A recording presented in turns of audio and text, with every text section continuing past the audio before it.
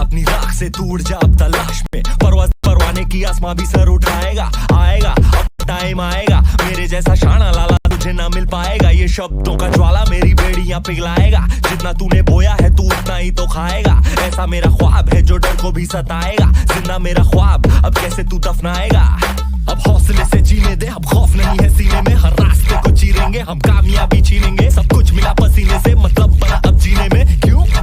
क्योंकि अपना टाइम आएगा, तू नंगा ही तो आया है, क्या घंटा लेकर जाएगा, अपना टाइम आएगा, अपना टाइम आएगा, अपना टाइम आएगा, तू नंगा ही तो आया है, क्या घंटा लेकर जाएगा। Hello students, very good morning. Welcome to KK Commerce Academy, the destination where success begins. Students, तो 12th अकाउंट्स में हमने एक करके पूरे चैप्टर्स कवर कर लिए, लेकिन पूरे चैप्टर में हमारा पूरा फोकस था सिर्फ और सिर्फ प्रैक्टिकल क्वेश्चंस पे, इलस्ट्रेशन, क्योंकि अगर हमारा वेटेज वाला पोर्शन देखा जाए, क्वेश्चन पेपर पैटर्न में आपको जल्दी ही बताने वाला हूँ मैराथन बैच के पहले ही दिन, तो उसमें हम डिटेल में आज नहीं जाएंगे, लेकिन जो मेजर पोर्शन है, अप्रोक्सीमेट 80% पोर्शन जो है वो प्रैक्टिकल क्वेश्चंस पे आता है और 20% जो है वो थ्योरी पे आ रहा है, ठीक है। तो ये 20% पे काम करना भी जरूरी है, क्योंकि हमें सिर्फ 80% ये टारगेट है ही नहीं, हमारा अकाउंट्स में आउट ऑफ 180 मिलने ही चाहिए, 100 आउट ऑफ 100 होने ही चाहिए। ये सब्जेक्ट है ऐसा कैपेबल है कि अगर आप प्रैक्टिकल क्वेश्चन परफेक्टली सॉल्व करो तो वहां पे कोई कॉम्प्रोमाइज नहीं, आपको कम मार्क्स दिए जाएंगे, क्योंकि नॉर्मली थ्योरी सब्जेक्ट में आउट ऑफ स्कोर नहीं मिलता। क्यों? कितना भी लिखो भाई, एग्जामिनर का मन ही नहीं भरता। अगर वहां पे 12 पॉइंट दिए हुए टेक्स्ट बुक में, तो डेफिनेटली हम 12 के 12 पॉइंट रट्टा नहीं कर सकते, हम 10 पॉइंट भी लिख के आते हैं, 2 पॉइंट कम है तो कहीं ना कहीं स्कोप होता है मार्क्स कट करने का। वैसे अकाउंट सब्जेक्ट में प्रैक्टिकल और थ्योरी दोनों भी आने वाला है ऑफकोर्स आपको एग्जाम में, लेकिन it is very good point कि यहाँ पे जो भी थ्योरी है वो ऑब्जेक्टिव पॉइंट ऑफ व्यू सिर्फ एमसीक्यू वाला है, ओके, मल्टीपल चॉइस क्वेश्चन वाला ही है थ्योरी। तो एज सच आपको बड़े बड़े आंसर्स लर्न तो करने जरूरी नहीं है, याद रखना जरूरी नहीं है, लेकिन हमने आज तक कोई एक्सरसाइज कवर नहीं किया, इसलिए हम मैराथन बैच 4 जनवरी से स्टार्ट होने वाला है, तब तक हमारे पास टाइम है कि हम हर चैप्टर का चुन चुन के एक्सरसाइज कंप्लीट कर ले, ठीक है। और it is also your responsibility students कि exercise unsolved question daily basis पे कुछ ना कुछ सॉल्व करो। मैंने अगर असाइनमेंट दिया तो नो इश्यूज, लेकिन अगर मैंने असाइनमेंट्स असाइन नहीं किया है किसी दिन, फिर भी आप अनसॉल्व क्वेश्चन में से कोई भी क्वेश्चन उठा के सॉल्व कर सकते हो ना यार, टेक्स्ट बुक तो आपके पास है, उसमें कोई कंट्रोल है नहीं किसी का, ठीक है। तो चलो, तो आज हम चैप्टर नंबर 1 जो है, जिसका नाम है introduction and final accounts of partnership firm, okay, जिसमें हमने देखा था कि पार्टनरशिप का मीनिंग क्या होता है, पार्टनरशिप डीड क्या होता है, पार्टनरशिप डीड के कंटेंट्स कैसे कैसे होते हैं। फिर हमने देखा था 2 टाइप्स ऑफ अकाउंट्स, एक था फिक्स कैपिटल अकाउंट, दूसरा था फ्लक्चुएटिंग कैपिटल अकाउंट, ओके, मतलब मेथड थी ये दोनों। उसके बाद प्रैक्टिकल क्वेश्चन देखा था हमने फाइनल अकाउंट्स वाला, जिसमें हम ट्रेडिंग, P&L, बैलेंस शीट सब कुछ बनाते थे, और वो most important question of our syllabus, और जो ऐसा क्वेश्चन है जिसको ऑप्शन में कुछ नहीं आता, कंपलसरी क्वेश्चन होता है, ठीक है, वो तो हम देख चुके हैं, और जल्दी ही वापस बोर्ड एग्जाम के क्वेश्चन के साथ हम देखने ही वाले हैं। लेकिन आज करेंगे चैप्टर नंबर 1 का एक्सरसाइज, और मेक श्योर आपके सामने एवरीडे टेक्स्ट बुक है। अगर आप क्लास अटेंड कर रहे हो, टेक्स्ट बुक लेके ही बैठे हो, सिर्फ क्लास बुक के लेक्चर अटेंड करने से नो डाउट अंडरस्टैंडिंग तो होगा, लेकिन जब आप टेक्स्ट बुक में लिख लोगे, आंसर टिक कर लोगे, तो definitely it is useful for you, future में आपको बहुत काम में आएगा, फटाफट से समझेगा कि हमने क्या क्या पढ़ा हुआ है, ठीक है। तो चलो चैप्टर नंबर 1 स्टार्ट करते हैं। पेज नंबर 50 आपके सामने स्क्रीन पे ये रहा, ओके। तो लेट्स सी क्या दिया हुआ है। सबसे पहले तो ऑब्जेक्टिव क्वेश्चंस दिए हुए हैं। ऑब्जेक्टिव्स आपको 80 में से टोटल 15 मार्क्स के लिए है, ठीक है। 5 मार्क्स के क्वेश्चन आते हैं, तो 5 मार्क्स के लिए of course fill in the blanks जो है, जो हम देख रहे हैं फिलहाल, select the most appropriate alternative from the following, rewrite the answers, ठीक है। इसमें से अप्रोप्रिएट आंसर्स आपको सिलेक्ट करना है, ठीक है। नाउ आपका पूरा पूरा पूरा पार्टिसिपेशन मेरे साथ चाहिए, जागते रहो, दिस इज नॉट अ प्रवचन, आप मुझे आंसर बताओगे, मतलब हम डिस्कशन करेंगे और then will go to write answer, ठीक है। तो everyone should give active participation, तो ही मजा आएगा, ठीक है। अदरवाइज मतलब अब तक भी मैं ही सिखा रहा था और अभी भी मैं ही सिखा रहा हूँ, तो वो खत्म ही नहीं होगा भाई, टीचिंग तो खत्म ही नहीं होगा। लेकिन हमें आज इंटरेक्टिव लेक्चर चाहिए है। पेज नंबर 50 आपके सामने स्क्रीन पे, आपके सामने स्क्रीन पे और टेक्स्ट बुक दोनों में ओपन है, ऐसा कंसिडर करके मैं आज का क्वेश्चन स्टार्ट कर रहा हूँ। Let's see. When there is no partnership agreement between partners the division of profit take place in dash dash ratio. बताओ बच्चों, अगर प्रॉफिट शेयरिंग रेशो नहीं दिया है तो कौन से रेशो में डिस्ट्रीब्यूट करना चाहिए?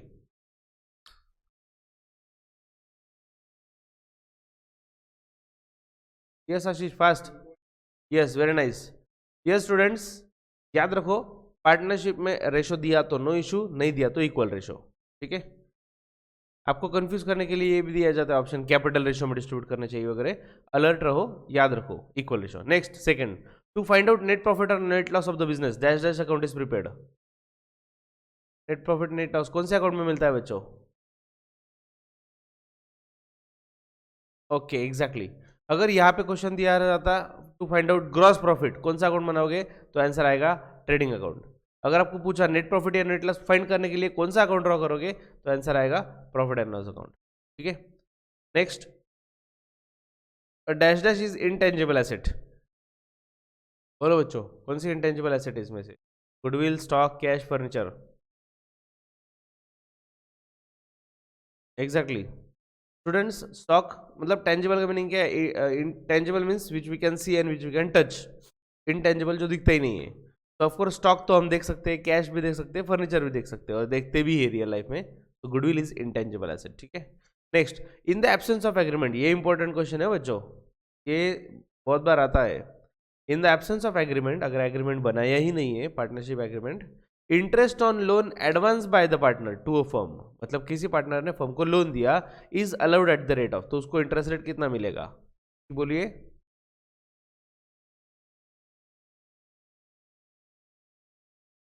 एग्जैक्टली स्टूडेंट्स, अगर आप टाइप कर सकते हो तो टाइप करके बताया तो भी चलेगा। ठीक है, कोई इशू नहीं है। अगर आप फटाफट ओरली आंसर देना चाहते हो तो ओरली दो, अदरवाइज टाइप करो, लेकिन जो भी करना है फास्ट करो। ठीक है, तो इन the absence of agreement, agreement नहीं रहा तो याद रखो, अगर पार्टनरशिप डीड में एग्रीमेंट नहीं रहा तो पार्टनर को सैलरी कितना दिया जाएगा? 0, commission 0, profit sharing ratio equal, interest on capital 0, interest on drawings 0। लेकिन इंटरेस्ट ऑन लोन, अगर किसी पार्टनर ने फर्म को लोन दिया है तो उसको 6% इंटरेस्ट मिलेगा। ठीक है, next, liability of partner in a partnership business is, कैसी पार्टनरशिप में लायबिलिटी कैसी होती है? Limited, unlimited, limited and unlimited. बोलिए।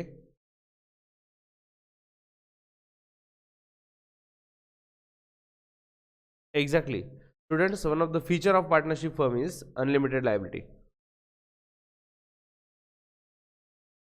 अगर आपको पूछा जाए पार्टनरशिप में लायबिलिटी कैसी होती है, तो याद रखो जॉइंट, सेवरल एंड अनलिमिटेड, तीनों वर्ड याद रखो। ठीक है, सपोज यहाँ पे क्वेश्चन दिया होता, ऑप्शन दिया होता, फर्स्ट जॉइंट, दूसरा सेवरल, तीसरा अनलिमिटेड, और लास्ट ऑप्शन होता ऑल ऑफ द अबव, तो definitely all of the above हमने सिलेक्ट किया होता। ठीक है, नेक्स्ट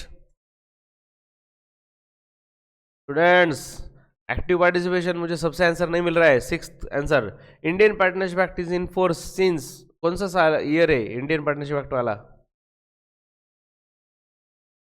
यस, 1932 ये इंडियन पार्टनरशिप एक्ट का ईयर है। ठीक है, तो भाई क्या रहे। Next, maximum number of partners in a firm, maximum partners कितने होने चाहिए? यस स्टूडेंट्स, याद रखो, आपको ऑप्शन में 20 भी दिया है यहाँ पे। ठीक है, तो डोंट बी कंफ्यूज। 11th में लास्ट ईयर का सिलेबस ऐसा था। ठीक है, लास्ट ईयर के सिलेबस में भी आपको अगर कहीं पे आपने 20 वगैरह पढ़ा होगा, क्योंकि इंडियन पार्टनरशिप एक्ट में चेंजेस कर दिए गए, कुछ चेंजेस किए उसके हिसाब से। पहले ऐसा था, मैक्सिमम पार्टनर 20 का लिमिट था, निकल गया। आज के डेट में याद रखो, minimum partner 2, maximum 50। Done. Next, अब आएगा थोड़ा सा मजा। अब तक 4 ऑप्शन थे बच्चों, अब ऑप्शन नहीं है, अब जो भी लगाना है दिमाग वो आपको ही लगाना है। ठीक है, सो पेज नंबर 51 पे हम है टेक्स्ट बुक के। आप भी सामने आंसर लिख रहे हो, मेरे साथ आंसर लिख ले रहे हो, पेन पेंसिल जो भी वही पे लिख लो, कोई प्रॉब्लम नहीं।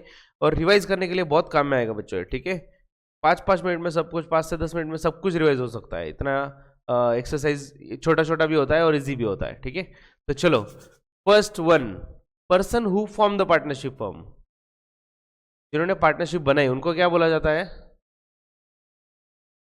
एग्जैक्टली सर, पार्टनरशिप फर्म बनाने वाले तो सब लोग पार्टनर्स होते हैं, और तो क्या हो रहा है यार, ये बीच में क्यों आ रहा है भाई तू? जिन्होंने पार्टनरशिप फर्म बनाई वो हो गए partners, perfect. Second one, amount of cash और goods withdrawn by partners from the business from time to time. Amount of, yes yes yes, cash withdraw किया या ड्रॉइंग विड्रॉ किया, गुड्स सॉरी, कैश या goods जो भी घर पे लेके जा रहे हैं, सिंपल उसका एक नाम drawings. An association of 2 or more person according to Indian partnership act. 2 or more person साथ में आ गए, एग्जैक्टली। और 1932 एक्ट किसके बारे में बोलेंगे भाई? पार्टनरशिप के। सो 2 or more पर्सन साथ में आ गए और काम कर रहे हैं, बिजनेस कर रहे हैं, तो ये हो गया partnership.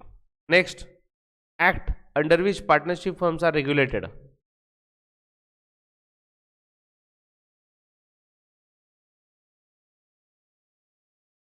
Sorry, yes, Indian partnership act 1932। Okay students, देखो क्लास में मल्टीपल स्टूडेंट्स होने की वजह से डेफिनेटली इसमें से कोई आंसर दे रहा है, कोई नहीं दे रहा है, तो ट्रैक करना डिफिकल्ट हो जाता है। आप अगर ये लेक्चर सुन रहे हो, आंसर तो समझ लो। और दूसरी बात, अगर फॉर एग्जांपल यहाँ पे 10 क्वेश्चन है और 10 में से आपको सिर्फ 2-3 आ रहे, तो समझ लो आपकी नैया पानी में है। Now this is the need to study. Time आ चुका है बच्चों, पढ़ना है जरूरी, ठीक है। दिसंबर हाफ हो चुका है, हाफ से ज़्यादा दिसंबर खत्म हो चुका है। और अगर आप इसी आशा पे हो कि एग्जाम पोस्टपोन हो गई, पोस्टपोन हो गई, पोस्टपोन हो गई, तो पोस्टपोन 6-8 महीने से नहीं हुई है, 6-8 महीने से नहीं हुई है। फेब में होती थी वो, बस मार्च छोड़ के अप्रैल में शिफ्ट हो गई है। ओके, तो ऐसे बहुत कुछ इम्पैक्ट नहीं हुआ है कि आपको बहुत टाइम मिला है और बहुत रिलैक्स रह सकते हो, ऐसे नहीं है। तो स्टडी करो, ओके। एटलीस्ट मैराथन मैच तक बहुत कुछ आपका हो जाना चाहिए, और मैराथन में तो सब कुछ प्रैक्टिकल वाला भी पार्ट रिवाइज कर लेंगे। Now, process of entering the name of partnership firm in register of registrar. एक प्रोसेस होती है जो, यस वेरी नाइस, जो प्रोसेस फॉलो अगर करें हम, तो उससे क्या होगा? पार्टनरशिप फर्म का नाम रजिस्टर में लिखा जाएगा, किसके? रजिस्ट्रार के। रजिस्ट्रार मतलब एक ऑफिस होता है, उनके रजिस्टर में एंट्री करना पड़ता है, और ये सब प्रोसेस के लिए जो करते हैं उसे बोलते हैं रजिस्ट्रेशन। सिंपल, फर्म का रजिस्ट्रेशन किया जाता है सो दैट रजिस्ट्रार के रजिस्टर में उनका नाम रहे। Okay, next, partnership agreement in written form.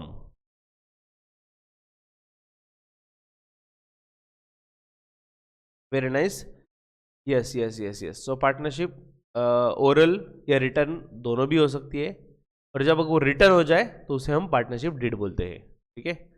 Next, 7th one, under this method capital balance of partners remain constant.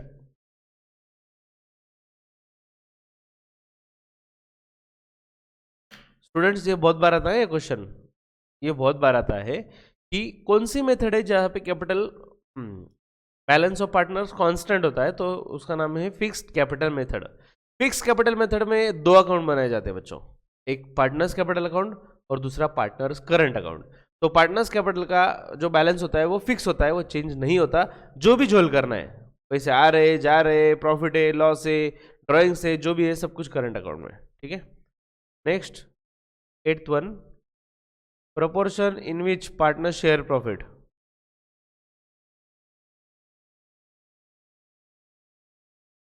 Exactly,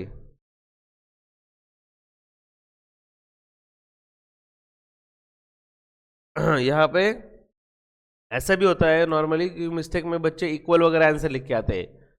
क्या, क्योंकि क्या पूछा है? पोर्शन इन विच पार्टनर शेयर प्रॉफिट, तो पार्टनर तो प्रॉफिट इक्वली डिस्ट्रीब्यूट करते हैं, तो इक्वली लिख के आओ। अरे ऐसा जरूरी थोड़ी इक्वली डिस्ट्रीब्यूट करते हैं, रेशो दिया तो रेशो में डिस्ट्रीब्यूट करते हैं ना। तो यहाँ पे सिर्फ पूछा है proportion in which profits are distributed, so profit sharing ratio. Next, such capital method in which only capital account is maintain. ऐसी कौन सी मेथड है जिसमें सिर्फ, यस यस यस, सिर्फ कैपिटल अकाउंट बनाया जाता है? मैंने आपको अभी बोला बच्चों कि फिक्स कैपिटल मेथड में दो अकाउंट होते हैं ना, कैपिटल और करंट। लेकिन इन्होंने पूछा है कि कौन सी मेथड है जिसमें सिर्फ कैपिटल अकाउंट बनेगा, तो वो है फ्लक्चुएटिंग कैपिटल मेथड।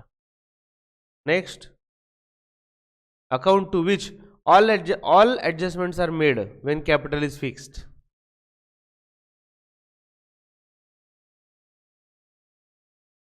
अगर कैपिटल फिक्स है तो कौन से अकाउंट में आप सब कुछ एडजस्टमेंट दिखाओगे? यस, पार्टनर्स करंट अकाउंट में। ठीक है, पार्टनर्स कैपिटल को टच नहीं करने का भाई, वो बैलेंस वैसा ही रहेगा। Next, expenses which are paid before they are due. आइला, ड्यू होने के पहले ही पे कर दिया एक्सपेंस, बोलिए। Very nice, very nice, very nice, पहले ही एडवांस में दे दिया तो प्री पेड। और अगर पे करना बाकी रहा तो क्या बोलेंगे बच्चों उसको? ड्यू हुआ लेकिन पेड नहीं किया। Yes, outstanding expense. Next, accounts that are prepaid at the end of each accounting year. आइला, हाँ, अब यहाँ पे कैसा है कि हम सोचते हैं कि कौन सा अकाउंट बनाया जाता है भाई ईयर एंड में? ईयर एंड में तो ट्रेडिंग बनाते हैं। अरे नहीं नहीं, प्रॉफिट एंड लॉस भी बनाते हैं। तो नाम किसका लिखे? Final account. Final account year के एंड में बनाया जाता है। ठीक है, बेसिकली ये सब चीजें आपको पता है, सब नाम आपको पता है, कुछ नया कंसेप्ट नहीं देख रहे हम, लेकिन वो क्लिक नहीं होता। अरे इसका आंसर वो है। ठीक है, वो क्लिक होने के लिए आज पढ़ रहे asset which can be converted into cash easily. ऐसी एसेट जो कैश में इजीली कन्वर्ट होती है, बोलिए। करंट एसेट्स और कुछ करंट एसेट्स। यस यस टेबिन, हाँ हाँ हाँ, लिक्विड एसेट्स। याद रखो बच्चों, जो इजीली कैश में कन्वर्ट हो जाता है शॉर्ट टर्म में भी, वो होता है लिक्विड एसेट्स। ठीक है, next, order in which fixed assets are recorded or नहीं, fixed assets are recorded first in balance sheet. Order in which fixed assets are recorded first in balance sheet। पहला, ऐसा तो कुछ हमने पढ़ा ही नहीं। क्या क्या क्या? हाँ, ऑर्डर ऑफ लिक्विडेशन।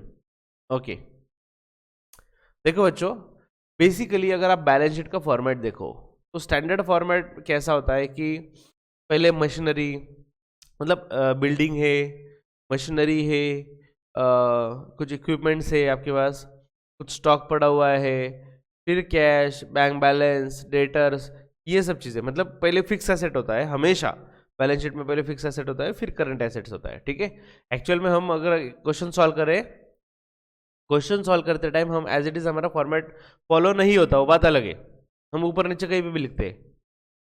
ठीक है, लेकिन उनका कहना है कि फिक्स एसेट्स की कैसी ऑर्डर होनी चाहिए? Order of liquidation. मतलब क्या?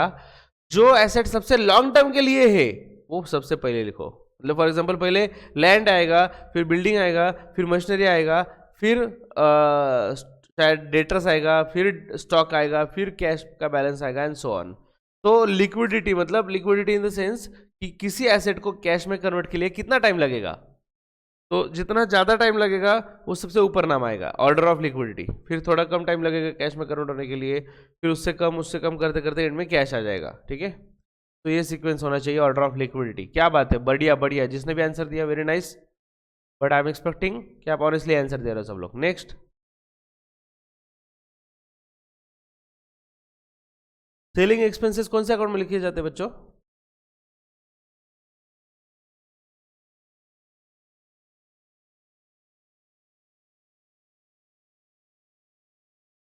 देखो एग्जैक्ट, वेरी नाइस, दो ही तो अकाउंट है ना यार, ट्रेडिंग अकाउंट और profit and loss account, right. Profit and loss trading में तो हम कौन से लिखते हैं? एक्सपेंसेस जो परचेस से रिलेटेड। यहाँ पे क्लियर कट बोला हुआ है सेलिंग एक्सपेंसेस सेल से रिलेटेड है भाई, कहाँ पे लिखेंगे? प्रॉफिट एंड लॉस में। Next, debit balance of trading account, trading account का डेबिट बैलेंस। यस,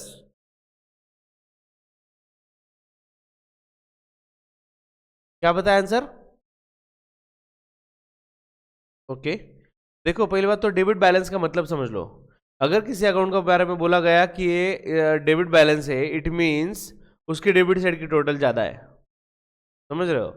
अगर डेबिट साइड की टोटल ज़्यादा है इट मीन्स एक्सपेंसेस ज़्यादा है, क्रेडिट कम मतलब इनकम कम, राइट। एक्सपेंसेस ज़्यादा है, इनकम कम, आमदनी 98, खर्चा रुपया, हो गया ये ग्रॉस लॉस। ठीक है, और एग्जैक्टली सेम क्वेश्चन अगर पी एंड एल में पूछा ही है, देखो आगे, credit balance of P and L account, बोलो इसका क्या मीनिंग है?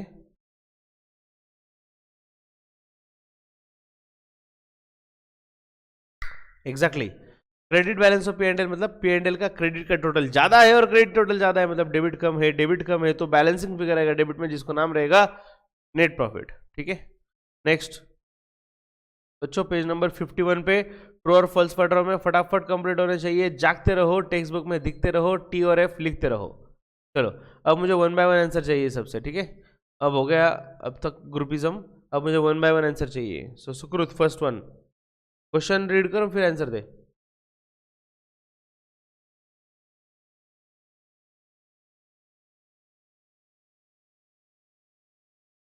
Partnership firm is a non trading concern, क्या कहते हो, ट्रू और false?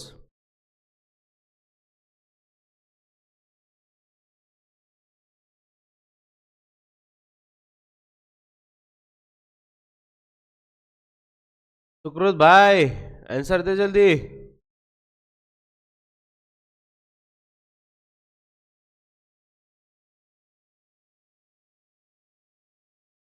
Lokesh,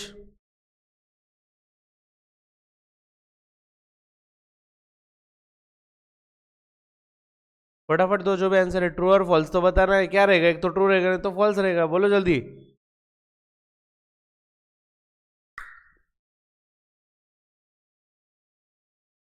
Ashish,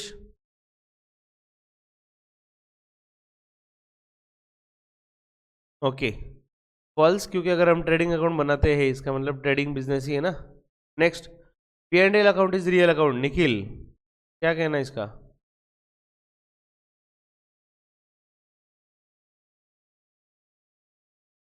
okay, P and L account कौन से टाइप का अकाउंट है?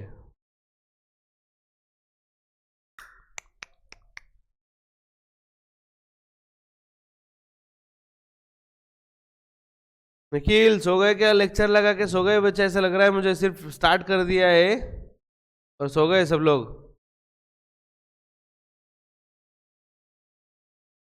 तो पी एंड एल कौन सा, next Sahil Ramchandani,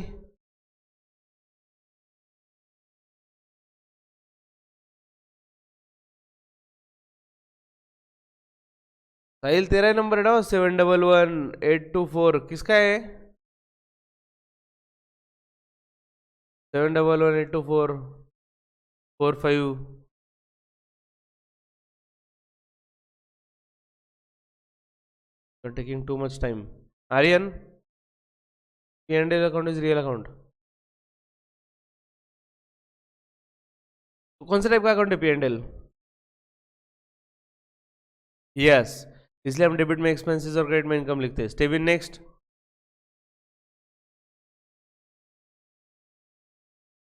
yes carriage inward is carriage on purchase, yes उसका मीनिंग वही है, परचेस पे जो कैरेज लगा that is carriage inward. Okay now next question में रीड कर रहा हूं बच्चों, फटाफट से चैट्स में सबको टी और एफ रिप्लाई करना है, डू रिप्लाई, जो एक्टिव रिप्लाई करेगा वो लेक्चर में रहेगा, अदरवाइज मैं बाकी लोगों को निकाल दूंगा, ठीक है। तो क्वेश्चन में रीड करूंगा, आपको टी और एफ इतना टाइप करना है very very fast. Adjustments are recorded in partners account in a fix capital method, adjustment जो भी रहे वो करंट अकाउंट में लिखे जाते हैं फिक्स कैपिटल मेथड में। ओके तो यस एवरीवन इज राइट कि जब भी हम फिक्स कैपिटल अकाउंट बनाते हैं करंट अकाउंट बनाया जाता है और सबके सब एडजस्टमेंट करंट अकाउंट में किए जाते हैं, ठीक है।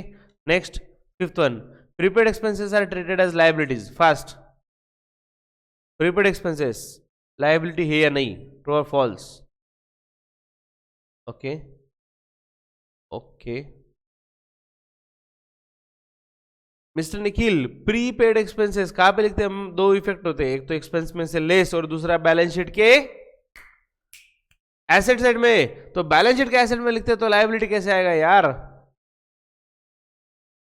लायबिलिटी कैसे आएगा? Asset is right answer, asset में चाहिए था, प्रीपेड एक्सपेंसेस एसेट में लिखा जाता है। Next eighth one, if sorry seven six one ना, हाँ, if partnership deed is silent, partners share profit and losses in the proportion to their capital, partnership में कुछ नहीं दिया तो कैपिटल रेशियो में प्रॉफिट डिस्ट्रीब्यूट करेंगे। बोलिए टी और एफ।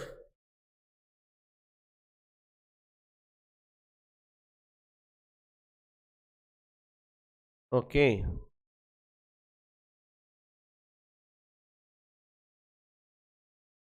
ओके अभी हमने पढ़ा बच्चों कुछ देर पहले कि अगर पार्टनरशिप डीड साइलेंट है तो partner share profit and losses equally equally, तो कैपिटल रेशियो का क्या संबंध मिस्टर आर्यन? कैपिटल रेशियो में नहीं डिस्ट्रीब्यूट किया जाता प्रॉफिट, इक्वली किया जाता है। Next, balance sheet is an account, true और false? Fast, do reply fast बच्चों, एक लेटर टाइप करने में ज्यादा टाइम नहीं लगना चाहिए।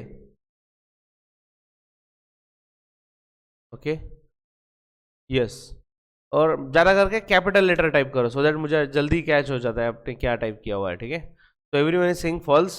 ओके, तो बैलेंस शीट है क्या? चलो मान लिया मैंने, balance sheet is not an account. तो बैलेंस शीट क्या है?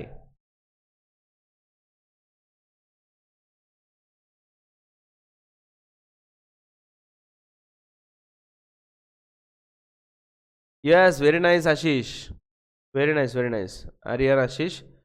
तो ये जो है बैलेंस शीट या अकाउंट नहीं है, बैलेंस शीट या स्टेटमेंट है। ठीक है, next, wages paid for installation of machinery is revenue expenditure. दो टाइप के एक्सपेंडिचर होते हैं, रेवेन्यू एक्सपेंडिचर और कैपिटल एक्सपेंडिचर। तो मेरा सवाल ये है, मशीन के इंस्टॉलेशन के टाइम पे वेजेस पेड किए लेबर को, तो सवाल ये है तो ये रेवेन्यू एक्सपेंडिचर है या कैपिटल एक्सपेंडिचर है? मतलब यहाँ पे ट्रू और false?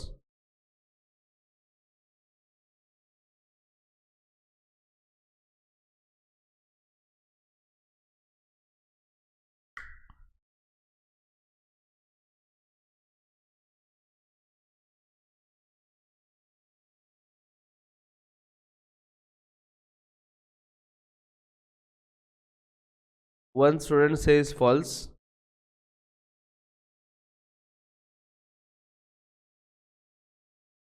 Another one says true. Okay. One more to say true. Okay. बच्चों याद रखो, मशीनरी के इंस्टॉलेशन के लिए अगर वेजेस पेड किए तो वो मशीनरी के प्राइस में ऐड किए जाते हैं। इसी का मतलब, इसी दूसरा नाम बोलते हैं कैपिटलाइज किया जाता है। So wages paid for installation of machinery is capital expenditure. Sir लेकिन ये रेवेन्यू और कैपिटल क्या है, हमें तो वही याद नहीं है सर, सच्ची में, मतलब मजाक नहीं कर रहे सर। ओके, तो सुनो ठीक से, revenue expenditure is a day to day life expenditure जिससे कोई एसेट जनरेशन नहीं होता। फॉर एग्जाम्पल अभी मैं क्लासरूम में बैठा हूँ तो एक क्लासरूम में जो लाइट बिल है, मेंटेनेंस है, रेंट है, क्लीनिंग है, ये सब खर्चा मैं हर महीने पे करता हूँ, तो इससे कोई एसेट जनरेट नहीं हो रही है, ये हो गया रेवेन्यू एक्सपेंडिचर। ओके, और अगर बात करें कैपिटल एक्सपेंडिचर की, मैंने क्लासरूम पूरा मॉडिफाई कर लिया, पूरा डिजिटल क्लासरूम बना लिया, यहाँ पे एसी इंस्टॉल कर लिया, कुछ सेंसर्स बैठा लिए, मशीनरी इंस्टॉल कर लिए, ये होता है कैपिटल एक्सपेंडिचर जिसका लॉन्ग टर्म यूज होने वाला है। एसेट बन गई आपकी, एसेट अगर बाय कर रहे हो तो डेफिनेटली वो कैपिटल एक्सपेंडिचर होता है। सर वो तो समझ गया सर, मशीनरी तो कैपिटल एक्सपेंडिचर है, लेकिन वेजेस पेड किया, उस पर हमाली पेड किया, वो तो कोई एसेट है ना सर, वो तो हमने रेवेन्यू एक्सपेंडिचर दिखाना चाहिए। Exactly students, I am agree with you, लेकिन याद रखो अगर मशीनरी इंस्टॉलेशन के टाइम, परचेस के टाइम ही अगर कुछ एक्सपेंस लगा तो मशीनरी के प्राइस में ही ऐड किया जाता है, इसलिए वो भी कैपिटल एक्सपेंडिचर बन जाता है। ठीक है, next, 9th one, income received in advance is liability, true और false? Fast, income received in advance, fast fast.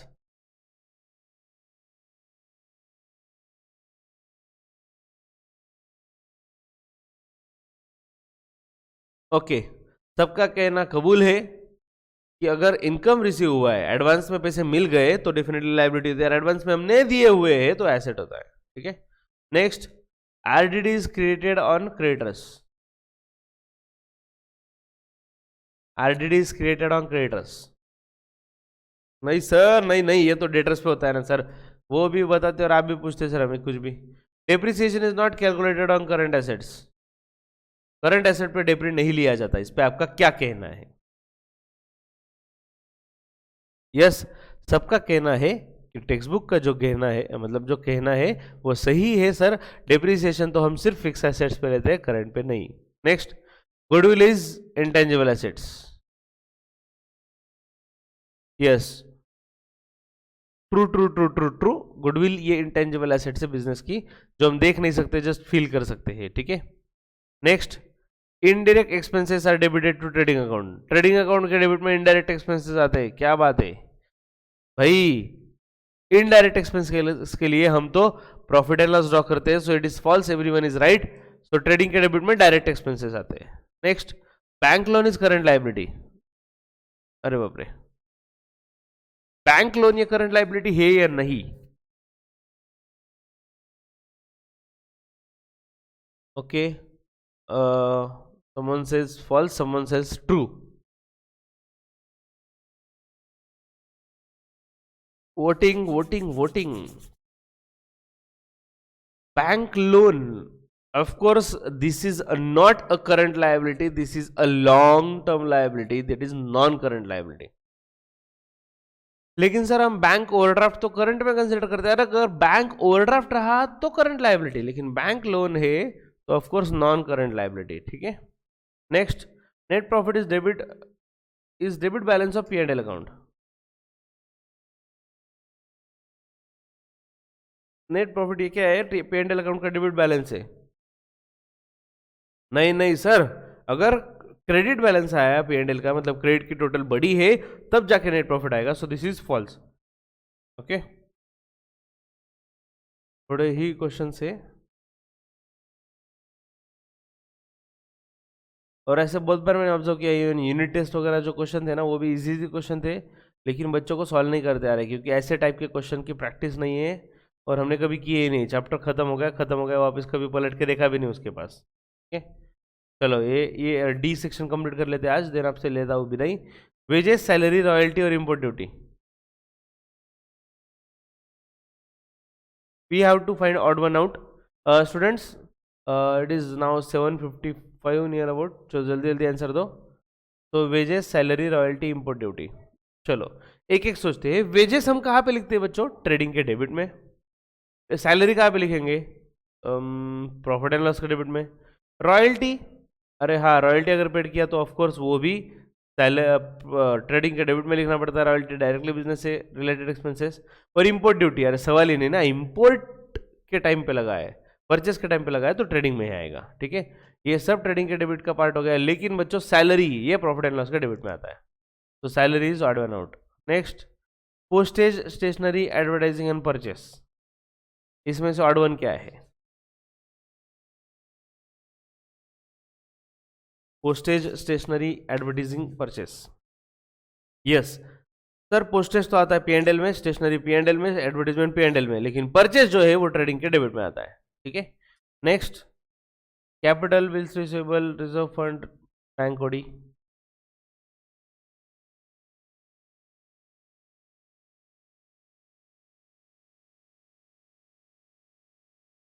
Okay, capital कहाँ पे लिखते हैं हम? लायबिलिटी में। ठीक है, बिल्स रिसीवेबल एसेट में लिखते हैं। ओके, रिजर्व फंड वो भी लायबिलिटी में होता है, कोई भी फंड, और ओवरड्राफ्ट वो भी लायबिलिटी का पार्ट है, तो एक ही तो बचा एसेट में, क्या? Bills receivable, so this will be the odd one out. Next, building, machinery, furniture, bills payable.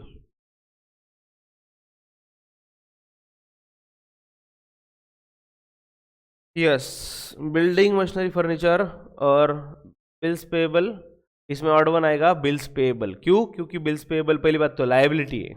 ठीक है, अगर वहां पे ऐसा होता कि बिल्डिंग, मशीनरी, फर्नीचर और बिल्स रिसीवेबल, तो भी odd one out bills receivable आता। क्यों? क्योंकि वही एक करंट एसेट है, बाकी बिल्डिंग, मशीनरी, फर्नीचर सब नॉन करंट एसेट से, तो डेफिनेटली आंसर आता था बिल्स रिसीवेबल। अगर होता बिल्स पेबल की जगह रिसीवेबल होता तो वो भी आंसर आता। ठीक है, next, discount received, dividend received, interest received and depreciation. बहुत ही सिंपल सा क्वेश्चन पूछ लिया है सर। ऑब्वियो सर, ये सब डिस्काउंट मिला, डिविडेंड, इंटरेस्ट कुछ भी मिला तो हम क्रेडिट में लिखते हैं, P&L के इनकम होता है, लेकिन यहाँ पे डेप्रिसिएशन है। डेप्रिसिएशन बोले तो एक्सपेंस लॉस, तो P&L के डेबिट में आएगा डेप्रिसिएशन। ठीक है, चलो बच्चों, तो कल का पार्ट हम यहाँ से कंटिन्यू करेंगे। और हाँ, डोंट वरी, आप घर पे ये पढ़ाई मत करके रखो, घर पे स्टडी मत करो कि चलो हम सब कुछ देख के रखते हैं और क्लास में आंसर्स देंगे, तो you are wasting your time. अगर मैं ले रहा हूँ तो आपको, आपकी रिस्पॉन्सिबिलिटी है कि उल्टा घर पे नहीं पढ़ना ही है, ठीक है। प्रैक्टिकल क्वेश्चंस बहुत है बच्चों इसमें, जो डिफिकल्ट भी है। Will discuss about it in future further lectures, but आप पढ़ते रहो। प्रैक्टिकल क्वेश्चन उठा के, मैं तो बोलता हूँ रैंडमली ऐसा भी कर सकते हो आप, क्योंकि अपना सिलेबस हो चुका है। आंखें बंद कर दी, जस्ट एक टेक्स्ट बुक ओपन किया, जिस पेज पे आए वो क्वेश्चन सॉल्व करने का। व्हाई नॉट यार, करो ना प्रैक्टिस। प्रैक्टिस आप पे कैसा करना है, बिंदास्त करो। चिट्ठी निकालो भाई, लकी ड्रॉ में जो चैप्टर की चिट्ठी आई वो चैप्टर का क्वेश्चन सॉल्व करो, कुछ भी करो, लेकिन पढ़ते रहो, लड़ते रहो, जीतते रहो, और हमसे वापिस मिलते रहो। चलो आपसे अलविदा लेता हूँ, बाय बाय बच्चों।